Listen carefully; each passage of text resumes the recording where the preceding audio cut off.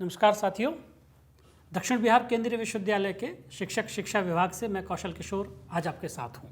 आज हम प्रतिफल आधारित शिक्षा एवं आकलन के बारे में बातचीत करेंगे।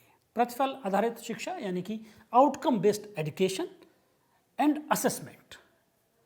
दरअसल कुछ कॉन्सेप्ट जैसे जिनमें एक ये प्रतिफल आधारित शिक्षा आउटकम बेस्ड एजुकेशन भी है, ऐसे कई सारे कॉन्सेप्ट्स ने 90s में बहुत इंटरेस्ट जगाया लोगों में, नई तरीके की सोच के बारे में। और साथ ही चूंकि ये कॉन्सेप्ट बिल्कुल नए तरीके के थे तो इनके बारे में कुछ मिसकंसेप्शंस भी, मिसअंडरस्टैंडिंग भी क्रिएट हुई। आज के इस टॉपिक में, आज की इस चर्चा में हम प्रयास करेंगे कि प्रतिफल आधारित शिक्षा का स्वरूप क्या है, ये कॉन्सेप्ट इसका क्या है और ये कैसे महत्वपूर्ण है, कैसे ये फ़ायदा पहुंचाती है शिक्षा प्रक्रिया में, और इसमें हम आकलन कैसे करते हैं। दरअसल अगर हम ट्रेडिशनल एजुकेशन सिस्टम को समझें, जो शिक्षा प्रणाली में पारंपरिक रूप से हम करते हैं, तो पारंपरिक रूप से हम कुछ हमारे लर्निंग ऑब्जेक्टिव्स, या जिनको अगर मैं मूलतः कहूँ तो टीचिंग ऑब्जेक्टिव्स, शिक्षण के कुछ उद्देश्य होते हैं। शिक्षक को पता होता है कि इन उद्देश्यों की पूर्ति के लिए विद्यार्थी को पढ़ाना है, विद्यार्थी को पढ़ाया जाता है, फिर उसकी परीक्षा ली जाती है और फिर हम जांच करके बताते हैं कि विद्यार्थी ने निर्धारित उद्देश्य प्राप्त किए या नहीं किए। अगर निर्धारित उद्देश्य प्राप्त कर लिए तो हम कहते हैं कि पास हो गया विद्यार्थी, और अगर नहीं किए निर्धारित उद्देश्य प्राप्त तो वो फेल हो गया। लेकिन चीज़ें पहले से निर्धारित होती हैं, एक डिसाइडेड करिकुलम को पूरा करना होता है और हर विद्यार्थी को एक नियत समय के अंतराल में उसको प्राप्त करना होता है। आउटकम बेस्ड एजुकेशन के कॉन्सेप्ट पर जाने से पहले हमको ज़रा एक दो चीज़ें और महत्वपूर्ण समझनी होंगी जो इसके मूल में हैं। और निश्चित ही आप चूँकि शिक्षा के विद्यार्थी हैं, आप में से बहुत सारे लोगों ने या लगभग सभी लोगों ने ब्लूम का नाम अवश्य सुना होगा, बेंजामिन एस ब्लूम। हम कॉमनली ब्लूम को एजुकेशन में ब्लूम्स टैक्सोनॉमी के लिए ज़्यादा जानते हैं, लेकिन ब्लूम का एक और कॉन्सेप्ट है मास्टरी लर्निंग अप्रोच। तो इस आउटकम बेस्ड एजुकेशन सिस्टम में या आउटकम बेस्ड एजुकेशन के कॉन्सेप्ट में ब्लूम की मास्टरी लर्निंग अप्रोच भी कहीं ना कहीं से जाके जुड़ती है। इसी में ब्लूम की जो टैक्सोनॉमी है वो भी कहीं ना कहीं एक बेस के रूप में आती है। कैसे? ब्लूम की मास्टरी लर्निंग अप्रोच को पहले समझते हैं। अभी जो हमारा traditional system of teaching learning है, जो हमारी शिक्षा व्यवस्था है पारंपरिक रूप से, उसमें हम क्या करते हैं, आप देखिए कोई भी क्लास में विद्यार्थी जब एडमिशन लेते हैं, सपोज एग्जांपल लीजिए कक्षा 6 में किसी विद्यार्थी ने, क्लास 6 में विद्यार्थियों ने एडमिशन लिया, से 30 स्टूडेंट्स ने एडमिशन लिया क्लास 6 में। एडमिशन के समय पर उन विद्यार्थियों के लिए कक्षा 6 के कुछ उद्देश्य होंगे, कक्षा 6 के सिलेबस के कुछ उद्देश्य होंगे, जो भी करिकुलम है पूरा उसके कुछ उद्देश्य होंगे। उन उद्देश्यों की पूर्ति के लिए सभी विद्यार्थियों को शिक्षण अधिगम अनुभव प्रदान किए जाएंगे, टीचिंग लर्निंग एक्सपीरियंसेस होंगे, यानी कि टीचर्स पढ़ाएंगे। 1 साल का समय होगा, 1 साल का अंतराल होगा। उस 1 साल के अंतराल के दौरान जो भी टीचिंग लर्निंग एक्टिविटीज़ होंगी, उसके बाद साल के एंड में एक नियत समय अंतराल के बाद सभी विद्यार्थियों का मूल्यांकन होगा, सभी विद्यार्थियों की परीक्षा होगी, और उस परीक्षा में विभिन्न विद्यार्थी अपना अलग अलग स्कोर करेंगे, अपना अलग अलग रिजल्ट पाएंगे। कोई कुछ परसेंट पाएगा, कोई कुछ परसेंट पाएगा, यानी कि जो निर्धारित उद्देश्य थे उनके हिसाब से किसी विद्यार्थी ने कुछ परसेंट अचीव कर लिया होगा, किसी ने कुछ अचीव कर लिया होगा, कुछ लोगों ने बहुत ज़्यादा अचीव किया होगा, कुछ लोगों ने कम भी अचीव किया होगा।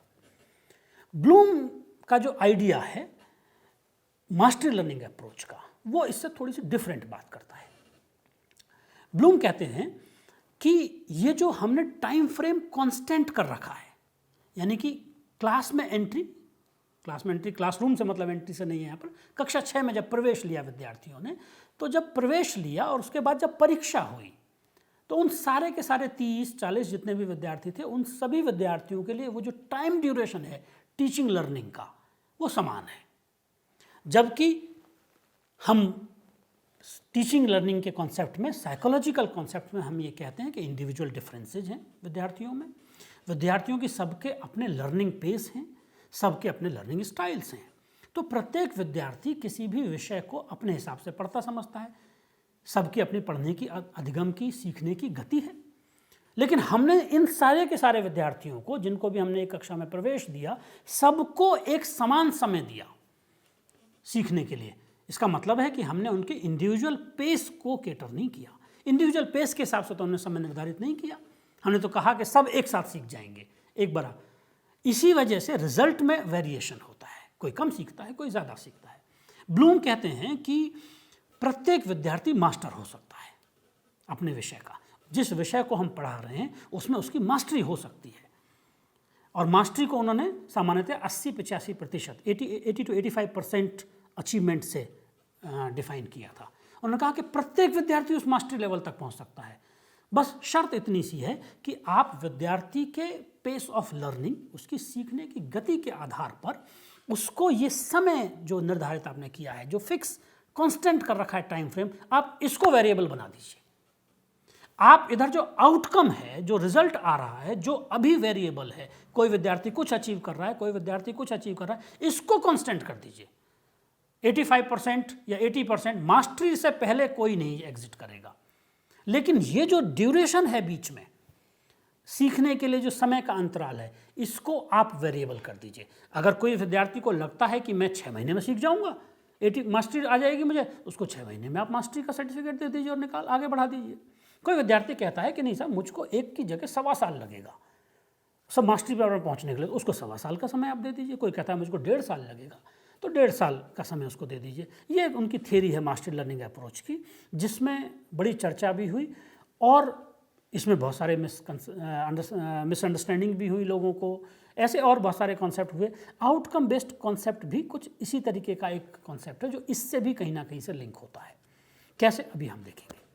दरअसल आउटकम बेस्ड एजुकेशन सिस्टम में, यानी कि प्रतिफल आधारित शिक्षा व्यवस्था में, हम बजाय ये करने के कि एक चीज़ें डिसाइडेड हैं उसके हिसाब से विद्यार्थी को पढ़ा देना है, हम पहले ये निर्धारित करते हैं कि इस पूरे शिक्षण अधिगम अनुभव के बाद में ये भी जो भी हम उसको एजुकेशनल एक्सपीरियंसेस बच्चे को देंगे, या मैं सीधे सीधे शब्दों में कहूँ तो जो भी हम बच्चे को पढ़ाएंगे, उसके बाद विद्यार्थी को क्या आएगा, उसका आउटकम क्या होगा, वो क्या करने में सक्षम होगा, आप पहले ये डिफाइन कर लीजिए। यानी कि आउटकम बेस्ड एजुकेशन सिस्टम में सबसे पहले हम निर्धारित करते हैं कि हम क्या चाहते हैं कि विद्यार्थी टीचिंग लर्निंग एक्सपीरियंसेस के बाद क्या सीख जाए। जैसे मान लीजिए मैं कोई कंप्यूटर का कोर्स पढ़ाता हूँ, विद्यार्थी कंप्यूटर का कोर्स ले रहे हैं। अब इस कंप्यूटर के कोर्स को विद्यार्थी एक सेमेस्टर में अगर पढ़ेंगे तो उस सेमेस्टर भर में पढ़ने के बाद विद्यार्थी क्या क्या कर सकेंगे, ये हम पहले निर्धारित कर दें। क्या वो कंप्यूटर रिपेयर करना सीख जाएंगे? अगर ये मेरा उद्देश्य नहीं है तो ये मेरा आउटकम नहीं होगा। क्या विद्यार्थी कंप्यूटर ऑन ऑफ करना सीख जाएंगे? क्या विद्यार्थी उसमें फाइल फोल्डर बनाना सीख जाएंगे? क्या विद्यार्थी इंटरनेट पर मटेरियल सर्च करना सीख जाएंगे? क्या विद्यार्थी वेब डिज़ाइनिंग सीख जाएंगे? मैं एक बहुत सारे एग्जांपल दे रहा हूँ, एक किसी कोर्स में इतने सारे आउटकम नहीं हो सकते, लेकिन हमको पहले ये निर्धारित करना है कि हम क्या चाहते हैं बच्चों से, कि इस कोर्स को पढ़ने के बाद, इस कंटेंट को पढ़ने के बाद, टीचिंग लर्निंग एक्सपीरियंसेस मिलने के बाद विद्यार्थियों को क्या आ जाएगा, पहले ये निर्धारित करिए। जब आप ये निर्धारित कर देते हैं कि मुझे इस कोर्स के बदले में या मुझे इस कोर्स से विद्यार्थियों को ये सिखा देना है, उनका नॉलेज लेवल, उनका स्किल, ये वो करके दिखा सकेंगे, जब मैं ये आउटकम निर्धारित कर दूंगा, तब हम आउटकम निर्धारित करने के बाद फिर हम अकॉर्डिंगली करिकुलम डिज़ाइन करते हैं कि इस आउटकम को प्राप्त करने के लिए। देख रहे हैं आप, इसमें साइकिल बिल्कुल उलट गई। ट्रेडिशनल सिस्टम में आउटकम सबसे लास्ट में आ रहा था, यहाँ हमने पहले शुरुआत ही की कि पहले आउटकम तय कर लीजिए, अब उसके बाद आप अकॉर्डिंगली करिकुलम डिज़ाइन करिए। करिकुलम आप समझते हैं कि उस सिलेबस से बियॉन्ड चीज़ है, उससे रिलेटेड सारी टीचिंग लर्निंग एक्टिविटीज सब उसमें शामिल होती हैं कि क्या शैक्षणिक गतिविधियाँ आप उसमें करेंगे। तो इन आउटकम्स को प्राप्त करने के लिए आप करिकुलम बनाइए, उस करिकुलम को पूरा करने के लिए आप इंस्ट्रक्शंस तय करिए, यानी कि हमारी टीचिंग मेथड्स क्या होंगे ताकि ये आउटकम प्राप्त हो सकें। उन्हीं आउटकम को ध्यान में रखते हुए हम करिकुलम डिजाइन करेंगे, उन्हीं आउटकम को दिमाग में रखते हुए हम अपना इंस्ट्रक्शन देंगे, अपना टीचिंग करेंगे बच्चों की, और अकॉर्डिंगली ही हम असेसमेंट प्लान करेंगे ताकि उस असेसमेंट से आउटकम जो हमने तय किया है उसको जांचा जा सके कि आउटकम मिला या नहीं मिला। और इसीलिए आउटकम बेस्ड एजुकेशन सिस्टम में असेसमेंट के लिए भी हम डिफरेंट मेथड्स, अलग अल्टरनेटिव मेथड्स भी यूज़ करते हैं। मैं उसके बारे में भी अभी हम लोग बात करेंगे इस के लास्ट में। और फिर आप रिपोर्ट करते हैं लास्ट में, जब आपने आउटकम तय कर लिए, करिकुलम तय कर लिया, इंस्ट्रक्शन उस हिसाब से दी, असेसमेंट कर लिया, एंड देन यू रिपोर्ट कि सब इसने, विद्यार्थी ने जो हमने तय किया था शुरू में कि इसके बाद में ये सीख जाएगा, ये उसने प्राप्त कर लिया या नहीं प्राप्त कर लिया। इसका मतलब ये बहुत सीधा सीधा सा मामला है कि हम पहले ये क्लियरली डिफाइन कर दें कि हम क्या उम्मीद करते हैं कि विद्यार्थी बाद में, अंत में, शैक्षणिक गतिविधियों के अंत में क्या करने के योग्य हो जाएगा। ये हम शुरू में डिफाइन कर दें, और टीचिंग वीचिंग सारी प्रक्रिया उसके बाद शुरू करें, करिकुलम डिजाइनिंग उसके बाद शुरू करें। ट्रेडिशनल सिस्टम की तरह नहीं कि सब पहले से डिजाइन है, अब बच्चों को पढ़ाना शुरू कर दीजिए, फिर आउटकम की बात बाद में होगी। इसलिए ये ट्रेडिशनल सिस्टम के उलट है कॉन्सेप्ट, और बड़ा इंटरेस्टिंग है और चाइल्ड सेंटर्ड भी है, बड़ा इंटरेस्टिंग इस तरीके से उसमें डिफाइन होता है। दरअसल जब हम शुरू में ही तय कर लेते हैं कि विद्यार्थी को सक्सेसफुल होने के लिए इस पाठ्यक्रम के पूरा होने के बाद क्या उसको आ जाना चाहिए, ये उसको डिमोन्स्ट्रेट करके दिखाना होगा, ये उसको परफॉर्म करके दिखाना होगा। या जैसे हमने कंप्यूटर के कोर्स का एग्जांपल लिया, कंप्यूटर के कोर्स में अगर मैं एक्सेल फॉर एग्जांपल सिखा रहा हूँ, तो एक्सेल में अगर मैंने तय किया है कि विद्यार्थी ग्राफ बना लेगा, स्टैटिस्टिकल एनालिसिस कर लेगा, फॉर्मूला लगा लेगा, जोड़ घटाना ये सब कर लेगा, तो अगर ये सारी चीज़ें मैंने पहले तय कर रखी हैं और उसी हिसाब से करिकुलम डिज़ाइन किया और इंस्ट्रक्शंस तय किए हैं, तो मुझे पता है कि लास्ट में विद्यार्थी को करके दिखाना होगा, एक फार्मूला लगा के दिखाओ, एक स्टैटिस्टिकल कैलकुलेशन करके दिखाओ। ये सब अगर पहले से तय होता है तो इससे फ़ायदा ये होता है कि पढ़ाने वाले को यानी कि टीचर को और सीखने वाले को यानी कि विद्यार्थी को, दोनों को ही पता है कि मेरा सक्सेसफुल होने का पैमाना क्या है और मुझे इसको अचीव करने के लिए क्या करना चाहिए, पहली चीज़। दूसरा, हम यहाँ पर जब हमने मास्टरी लर्निंग अप्रोच वाली अभी बात की थी तो हमने ये कहा था कि वेरिएबिलिटी इन टाइम, और दूसरा हम नंबर ऑफ अपॉर्चुनिटीज़ की भी वेरिएबिलिटी देते हैं। दरअसल ये जो आउटकम बेस्ड एजुकेशन यानी कि प्रतिफल आधारित शिक्षा का जो मूवमेंट यूनाइटेड स्टेट्स में शुरू हुआ, दरअसल 1970 से शुरू होकर लगभग 1990 तक चला था। इसीलिए मैंने शुरुआत में कहा कि 90 के दौर में कुछ ऐसे कॉन्सेप्ट्स आए जिन्होंने बड़ी चर्चा का विषय बने एजुकेशनिस्ट के बीच में। और ये जो सारे के सारे इस तरह के आइडियाज़ थे या ये ओबीई का जो मूवमेंट था, ये बेसिकली दो लोगों की रिसर्च और उनके कॉन्सेप्ट से बड़ा प्रभावित था। एक तो हमने ब्लूम का नाम लिया ही, बेंजामिन एस ब्लूम का, और दूसरे एक जॉन कैरोल हुए। जॉन कैरोल ने एप्टीट्यूड के मामले में बड़ा एक क्रांतिकारी आइडिया दिया और उन्होंने कहा कि एप्टीट्यूड को रेट ऑफ लर्निंग के तौर पे मानना चाहिए, न कि फिक्स्ड एबिलिटी को, और इससे चीज़ें बढ़नी शुरू हुई। कैरोल ने ये आइडिया ब्लूम के आइडिया से पहले दिया था और बाद में ब्लूम ने इस आइडिया को बेस लेते हुए चीज़ों को प्रमोट किया और अगले 20 सालों तक लगभग रिसर्च की, और उसके बाद ये दोनों मिलके, दोनों की चीज़ों को मिलके ये सारी चीज़ें आई और ब्लूम ने मास्टरी लर्निंग का कॉन्सेप्ट दिया। आउटकम बेस्ड एजुकेशन की ये जो प्रक्रिया है पूरी की पूरी, ये इतनी सुविधाजनक बना देती है विद्यार्थियों के सीखने को कि पहले से चूँकि तय है, उसी के हिसाब से सिलेबस बना है, पहले से तय है कि क्या प्राप्त करना है, उसी के हिसाब से सिलेबस बना है, उसी के हिसाब से टीचिंग लर्निंग एक्टिविटीज़ हुई हैं और उसी के हिसाब से बच्चों का फिर असेसमेंट हुआ है। तो इससे स्टूडेंट्स के हिसाब से, उनकी ज़रूरत के हिसाब से सारी चीज़ें प्लान की जाती हैं। इसी महत्ता को समझते हुए सारे संसार ने इस डायरेक्शन में काम करना शुरू किया है। भारत में भी NCERT ने प्रतिफल आधारित अधिगम, आउटकम बेस्ड लर्निंग से रिलेटेड एक बड़ा इंटरेस्टिंग डॉक्यूमेंट दिया है, जो मैं आप विद्यार्थियों को रेफ़र करता हूँ कि उसको आपको ज़रूर पढ़ना चाहिए। इसी महत्व को समझते हुए स्कूल एजुकेशन ने तो चूंकि पहले से शुरू कर दिया ये काम, लेकिन हायर एजुकेशन में भी ये चीज़ इम्पॉर्टेंट है। इसीलिए भारत ने भी और 2014 में वाशिंगटन अकॉर्ड पर साइन किया, NBA ने भारत की तरफ से उस पर साइन किया, और उसके बाद हायर एजुकेशन में भी इस आउटकम बेस्ड एजुकेशन को इम्प्लीमेंट करने का काम UGC ने शुरू कर दिया। जैसे NCERT ने एक डॉक्यूमेंट तैयार किया है स्कूल लेवल पर आउटकम बेस्ड लर्निंग के लिए, बिल्कुल इसी तरीके से UGC ने भी डिफरेंट डॉक्यूमेंट्स तैयार किए हैं और अलग अलग समय पर अलग अलग मुद्दों पर उसने आउटकम बेस्ड लर्निंग ऑब्जेक्टिव्स को एम्फसाइज किया है। इसीलिए एक बहुत कॉमन टर्म आप लोगों ने सुना होगा LOCF, लर्निंग आउटकम वाला आइडिया है, LOCF learning outcome based framework. अब हम उद्देश्यों का निर्धारण हो, चाहे प्रोग्राम के उद्देश्य हों, चाहे किसी कोर्स के उद्देश्य हों, उनका हम निर्धारण लर्निंग आउटकम के बेस पर करें, ऐसी व्यवस्था UGC ने भी की है। इसी की लर्निंग आउटकम बेस्ड एजुकेशन के इसी महत्व को समझते हुए राष्ट्रीय शिक्षा नीति 2020, नेशनल एजुकेशन पॉलिसी 2020 ने भी लर्निंग आउटकम के ऊपर बहुत जोर दिया है। अगर आप उस डॉक्यूमेंट को ध्यान से देखें तो उसमें कई जगह पर लर्निंग आउटकम के ऊपर एम्फसाइज करते हुए उसी के हिसाब से learning outcome based education, outcome based education को एम्फसाइज पॉलिसी ने जगह जगह किया है। आउटकम बेस्ड एजुकेशन के इस कॉन्सेप्ट को जानने के बाद में और क्या इसमें अलग अलग बॉडीज़ स्कूल लेवल पर, हायर एजुकेशन लेवल पर कर रही हैं, उसके बाद हम इसमें समझते हैं आउटकम बेस्ड एजुकेशन में असेसमेंट का क्या आइडिया है। दरअसल असेसमेंट का जो बेसिक आइडिया है वो जो हम समझते हैं वही है, आउटकम बेस्ड एजुकेशन में कैसे वो और इफेक्टिवली लागू हो जाता है ये हम इस विषय में समझेंगे।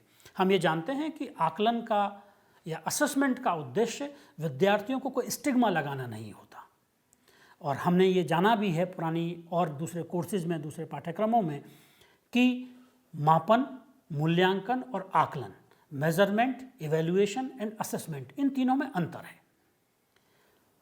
जहां मापन एक अंक प्रदान करने की प्रक्रिया है, द प्रोसेस ऑफ क्वांटिफिकेशन है, वहीं मूल्यांकन गुडनेस का फैक्टर डिसाइड करने के लिए है, कोई चीज़ कितनी अच्छी है, आउटकम क्या हुआ उसका, अच्छा या नहीं हुआ अच्छा। तो the factor of goodness decide करता है मूल्यांकन, जो कि अंत में होने वाली प्रक्रिया है, जबकि आकलन सामान्यतः during the process, teaching learning के दौरान होने वाली प्रक्रिया है। आकलन, असेसमेंट जिसको हम कहते हैं, कुछ लोग असेसमेंट को दो तरीके से अलग अलग भी कहते हैं, formative assessment, summative assessment. Summative assessment को एवेल्यूएशन के सब्स्टिट्यूट के तौर पर यूज़ करते हैं, तो फिर वहाँ वो असेसमेंट की जगह फॉर्मेटिव असेसमेंट टर्म यूज़ करते हैं, जिसको कॉमनली हम CBSE बोर्ड में FA और SA के नाम से भी कॉमनली समझते हैं। तो यहाँ जो मेरा तात्पर्य आकलन से है वो फॉर्मेटिव असेसमेंट से है, क्योंकि वो जो आकलन की प्रक्रिया है, जो असेसमेंट की प्रक्रिया है, उसका उद्देश्य बजाय विद्यार्थियों को स्टिग्मा लगाने के या डिसीजन मेकिंग इस बात के करने के लिए कि गुड हैं या नॉट गुड हैं, जो मूल्यांकन का काम है, बजाय उसके उसका काम होता है कि प्रक्रिया के दौरान, शिक्षण अधिगम की प्रक्रिया के दौरान कैसी शिक्षण अधिगम प्रक्रिया चल रही है, विद्यार्थी कैसा सीख रहे हैं, क्या सीख रहे हैं, उनको सीखने में कोई दिक्कत तो नहीं हो रही है, और कैसे लर्निंग और टीचिंग को बेहतर बनाया जाए, इसके संबंध में निर्णय लेने में आकलन हमको मदद करता है। आकलन का मुख्य उद्देश्य बच्चों की सीखने की ज़रूरतों को समझने के लिए और बच्चों को अपनी दक्षता बढ़ाने में सहयोग देने से है। और जब हम बच्चों के सीखने की ज़रूरत को समझते हैं और बच्चों की दक्षता बढ़ाने में सहयोग की बात करते हैं, तो ऑटोमेटिकली जब हम अधिगम बढ़ाने की बात करेंगे तो टीचिंग अपने आप इम्प्रूव होना शुरू होती है। इसलिए जब भी कभी असेसमेंट को डिफाइन किया जाता है, असेसमेंट को, आकलन को बताया जाता है, तो आकलन की परिभाषाओं में लर्निंग एंड टीचिंग दोनों के इम्प्रूवमेंट की बात होती है। शिक्षक जब विद्यार्थियों की सीखने की गति, सीखने की प्रक्रिया को समझता है, उनके होने वाली समस्याओं को जानता है, उनके होने वाली समस्याओं को दूर करने की कोशिश करता है, इस प्रक्रिया में उसकी शिक्षण की प्रक्रिया भी इम्प्रूव होती है। इस तरीके से आकलन दोनों के लिए महत्वपूर्ण है, विद्यार्थी और शिक्षक। अब जब हम आउटकम बेस्ड एजुकेशन में आकलन की बात करते हैं, तो आउटकम बेस्ड एजुकेशन में चूंकि पहले से निर्धारित है कि विद्यार्थी को क्या आना है, जैसे मैंने अभी कंप्यूटर के कोर्स का एग्जांपल लिया, उसमें हमने तय कर कर लिया कि विद्यार्थी को इस पाठ्यक्रम को पूरा करने के बाद एक्सेल में ग्राफ बना के दिखा देना है। इस 2 डायमेंशन ग्राफ उसको बना देना है, 3 डायमेंशन ग्राफ उसको बना देना है, कैसे वैल्यूज़ लिखते हैं ग्राफ में ये उसको आ जाना चाहिए। हमने उन आउटकम्स को पहले से डिफाइन कर रखा है और डिफाइन किया था बिहेवियरल टर्मिनोलॉजीज में, जो कि सीधे सीधे से नापी जा सके। हमने अकॉर्डिंगली अपने करिकुलम और इंस्ट्रक्शंस को डिज़ाइन किया है। और जब हम असेसमेंट करेंगे तो चूंकि विद्यार्थियों की नॉलेज, उनके स्किल्स पहले से डिफाइंड हैं, तो ऐसे सारे मेथड्स, वो मल्टीपल तरीके, वो सारे प्रक्रियाएं, वो सारे टूल्स हम यूज़ करेंगे यहाँ आउटकम बेस्ड एजुकेशन में असेसमेंट करने के लिए, जिनसे विद्यार्थियों के उस आउटकम को इंश्योर किया जा सके। सिर्फ और सिर्फ कोई एक तरीका नहीं, हम कई तरीकों से विद्यार्थियों की उस आउटकम को असेस करने की बात करते हैं। इसीलिए जो कई बार हम टर्म यूज़ करते हैं ऑल्टरनेटिव असेसमेंट, कई बार हम टर्म यूज़ करते हैं ऑथेंटिक असेसमेंट, उसमें आइडिया ही ये है कि आप ट्रेडिशनल तरीके से पेपर पेंसिल टेस्ट लेके ही ना असेस करें बच्चे को, सिर्फ आप और कई सारे डिफरेंट तरीकों से, जो नए हमारे पास और तरीके हैं, जो नीड बेस्ड असेसमेंट टेक्निक की ज़रूरत है, उसको प्रयोग करते हुए हम असेसमेंट करके फिर निर्धारित करें कि हाँ विद्यार्थी ने अपने लर्निंग आउटकम्स को प्राप्त कर लिया है, नहीं कर लिया है। नीड बेस्ड असेसमेंट टेक्निक से मतलब है कि जैसे मेरे ऑब्जेक्टिव्स हैं, जैसे मैंने लर्निंग आउटकम्स तय किए हैं कि ये विद्यार्थी को आना है, अगर तो उसी के हिसाब से हम तरीका तय करें। जैसे अगर मान लीजिए मैंने तय किया है कि विद्यार्थी एक्सेल में एक ग्राफ बना के दिखा देगा मुझको इस कोर्स के पूरा होने के बाद, तो यहाँ पर अब पेपर पेंसिल थ्योरी टेस्ट का कोई मतलब नहीं है कि मैं उसको एक प्रश्न दूँ, कहूँ कि एक्सेल में ग्राफ बनाने की प्रक्रिया का वर्णन कीजिए। अब इस प्रश्न का इस पेपर पेंसिल टेक्निक का यहाँ कोई मतलब नहीं है। यहाँ मुझे चाहिए कि मैं एक ऐसी टेक्निक यूज करूँ जिसमें बच्चों को मैं सिस्टम पर बिठाऊँ और कहूँ कि देखो ये वेरिएबल्स हैं, ये उनकी वैल्यूज हैं, अब तुम एक ग्राफ बना के दिखाओ। कहीं डिमॉन्स्ट्रेशन की ज़रूरत है तो बच्चा डिमॉन्स्ट्रेट करके दिखाए, कुछ परफॉर्मेंस करके दिखाने की ज़रूरत है परफॉर्मेंस दिखाए, कहीं कुछ लिख के दिखाने की ज़रूरत है तो लिख के दिखाए, कहीं कुछ वर्बली बताने की ज़रूरत है तो वो करके दिखाए। हम डिफरेंट मीन से उसका असेसमेंट करें। लर्निंग आउटकम बेस्ड में चूँकि बच्चों के करके दिखाने वाले स्किल्स, बताने वाले क्या नॉलेज क्या उनको आ गया है, सारी चीज़ें डिफाइंड रहती हैं, तो उन्हीं के अनुसार हम अकॉर्डिंगली असेसमेंट की टेक्निक्स को भी तय कर लेते हैं। और इस मामले में हमारे पास हमको पोर्टफोलियो जैसी असेसमेंट टेक्निक्स बहुत मदद करती हैं। हम रूब्रिक्स के थ्रू भी इसमें हमको बहुत मदद मिलती है। रूब्रिक्स का आइडिया बेसिकली रूल्स से होता है एक तरीके से। अगर रूब्रिक्स टर्म के अगर हम डिटेलिंग में जाएं तो रूब्रिक्स का जिस भाषा से रूब्रिक्स शब्द आया है, उस भाषा में उस शब्द का मतलब रेड होता था। रेड वर्ड इसलिए आया है यहाँ पर क्योंकि जितने भी ग्रंथ होते थे डिफरेंट धर्मों के, या जहाँ जिस वेस्टर्न वर्ड से ये कॉन्सेप्ट आया है, वहाँ जो धर्म ग्रंथ, ऐसे धर्म ग्रंथ जिनमें डिफरेंट रिचुअल्स को परफॉर्म करने की प्रक्रिया दी जाती थी कि कोई हमको पूजा करनी है, कोई प्रार्थना करनी है, या कोई और ईश्वर के लिए, गॉड के लिए, अल्लाह के लिए हमको कोई तरीका करना है, तो उसको हम कैसे करेंगे उसकी प्रक्रिया को डिफाइन किया जाता था। तो उस रिचुअल्स को, उन स्टेप्स को रेड कलर की इंक में लिखा जाता था उस व्यवस्था में, उस कल्चर में। तो वहाँ से वो टर्म रेड यूज हुआ है कि इसमें भी हम विद्यार्थी का मूल्यांकन करने के लिए किन नियमों को बेस बनाएंगे। जैसे एक उदाहरण लेते हैं, बायोलॉजी अगर मैं पढ़ा रहा हूँ विद्यार्थी को, बायोलॉजी में मैंने सिखाया कि किसी भी चित्र को बनाने के बाद उसकी लेबलिंग कैसे की जाती है, जो नाम लिखे जाते हैं चित्र के साथ में, और उसको कैसे एक्सप्लेन किया जाता है। तो मैंने एक क्वेश्चन दिया विद्यार्थियों को। अब मैं थियरी का एक पेपर पेंसिल टेस्ट का एक एग्जाम्पल ले रहा हूँ, कैसे वहाँ भी रूब्रिक मदद हमको करता है। कि मैंने एक क्वेश्चन दिया विद्यार्थियों को, कहा कि पत्ती की संरचना बताते हुए पत्ती कैसे क्लोरोफिल की सहायता से उस प्रकाश संश्लेषण की प्रक्रिया को करती है, फोटोसिंथेसिस की प्रक्रिया को करती है, इसका वर्णन कीजिए। अब मैंने इसके लिए डिफरेंट स्टेप्स बना दिए कि अगर विद्यार्थी ने पत्ती की संरचना बना दी है तो इतने मार्क्स, पत्ती की संरचना को सही बनाने के साथ साथ उसने लेबलिंग प्रॉपर कर दी है तो इतने मार्क्स। पत्ती की संरचना उसने अच्छी बताई है, लेवल में नाम भी ठीक लिखे हैं, लेकिन लेबलिंग का तरीका ठीक नहीं है तो इतने मार्क्स। उसने प्रकाश संश्लेषण की क्रिया से रिलेटेड पूरा का पूरा चार्ट बना दिया है तो इतने मार्क्स। चार्ट नहीं बनाकर चार्ट में इतने स्टेप्स बनाए तो इतने मार्क्स। अगर ये कंटेंट भी शामिल कर दिया तो इतने मार्क्स। हम डिफरेंट स्टेप्स तय कर देते हैं, ये बिल्कुल उस तरह से रिचुअल्स में पहले आप ये करेंगे, पहले बैठेंगे आसन जमा के, फिर ये काम किया जाएगा, फिर ये स्टेप होगा, उसके बाद आपको ये स्टेप करना होगा। बिल्कुल इसी तरीके से रूब्रिक्स में भी विद्यार्थी ने इतना कर दिया है अपने उत्तर में तो इतना मार्क्स, इतना कर दिया तो इतना मार्क्स। परफॉर्मेंस भी अगर कोई है, मान लीजिए केमिस्ट्री लैब में मैं कोई बच्चे को टेस्टिंग कराना चाहता हूँ, विद्यार्थी अम्ल को पहचान लेता है तो ठीक है, विद्यार्थी टेस्ट ट्यूब को ठीक से पकड़ लेता है तो इतने मार्क्स। वो दोनों को कितनी डिस्टेंस से उसको वार्म करना चाहिए स्पिरिट लैंप पर, अगर वो ठीक से परफॉर्म करके दिखाया जाए तो इतने मार्क्स। वो अल्टीमेटली सॉल्ट को पहचान लेता है तो इतने मार्क्स। इस तरीके से स्टेप वाइज हम मार्क्स उसका असेसमेंट तय कर लेते हैं रूब्रिक्स के थ्रू। इसलिए रूब्रिक्स इस आउटकम बेस्ड एजुकेशन सिस्टम में असेसमेंट के लिए एक इम्पॉर्टेंट टूल के तौर पर तौर पर हमारे पास हैं। इसके अलावा पोर्टफोलियोज़ भी हम अलग अलग तरीके से तैयार कर सकते हैं। अलग अलग तरीके के पोर्टफोलियोज होते हैं, वो आपने निश्चित ही किसी और यूनिट में भी बात की होगी। लेकिन हम पोर्टफोलियोज़ के थ्रू असेसमेंट करते समय बच्चों को पीयर असेसमेंट भी इन्वॉल्व कर सकते हैं, प्लस सेल्फ असेसमेंट भी हम उसमें इन्वॉल्व कर सकते हैं। बच्चे को पता है कि मुझे ये करके दिखाना है, उसके हिसाब से अपने पोर्टफोलियो में से उसको कह सकते हैं तुम बेस्ट चीज़ें इसमें से छांटो। एक उदाहरण के तौर पर समझते हैं, अगर हमने कोई एक लिटरेचर की क्लास में हमने क्रिटिक लिखना सिखाया है, एक आलोचना लिखनी सिखाई है अगर, और मैंने विद्यार्थियों को 5 पुस्तकें दी पढ़ने के लिए और कहा कि इनकी आलोचना आपको लिखनी है। मैंने उससे पहले क्लास में उनको सिखा दिया कि एक अच्छी आलोचना लिखते समय किन किन बातों का ध्यान रखा जाता है, अच्छी आलोचना कैसे लिखी जाती है। मेरा उद्देश्य है कि विद्यार्थी इस यूनिट को पढ़ने के बाद में एक ग्रंथ की या एक पुस्तक की आलोचना सही से लिख सकेंगे।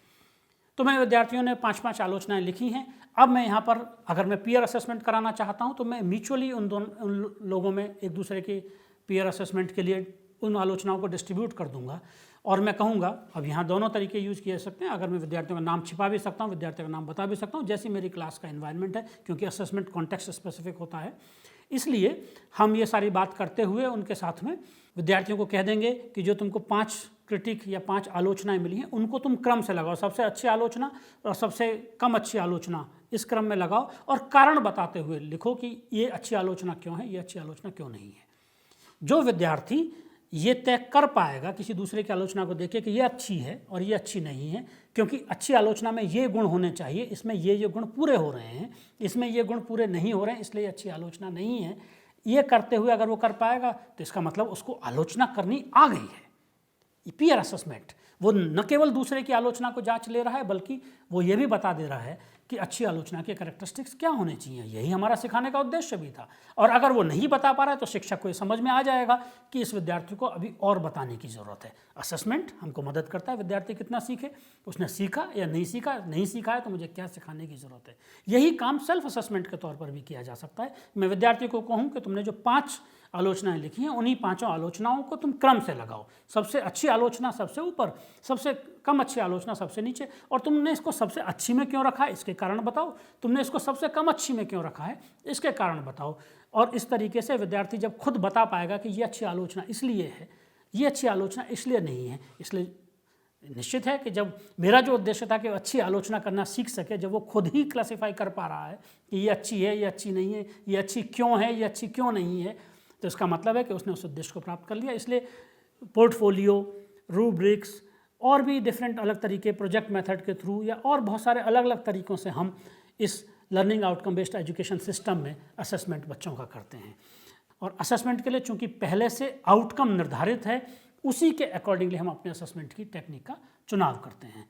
इस तरीके से आउटकम बेस्ड एजुकेशन सिस्टम में जो असेसमेंट होता है वो ट्रेडिशनल सिस्टम के मूल्यांकन की तरह नहीं करता शिक्षक की भाई कक्षा में पाठ के अंत में जो प्रश्न दिए गए हैं उन्हीं प्रश्नों को पूछ के और अपनी उत्तरदायित्व की पूर्ति कर ली, ऐसा नहीं होता। बल्कि आउटकम बेस्ड एजुकेशन सिस्टम में विद्यार्थी के डिसाइडेड आउटकम को चेक करने के लिए शिक्षक को अलग अलग प्रकार की टेक्निक चुनने की स्वतंत्रता होती है और वो सुनिश्चित कर सकता है मल्टीपल टेक्निक्स को, ऑल्टरनेटिव टेक्निक्स को यूज़ करते हुए कि हाँ, ये जो लर्निंग आउटकम्स थे ये तय हो गए। इसलिए आकलन की भूमिका आउटकम बेस्ड एजुकेशन सिस्टम में और भी इम्पॉर्टेंट हो जाती है।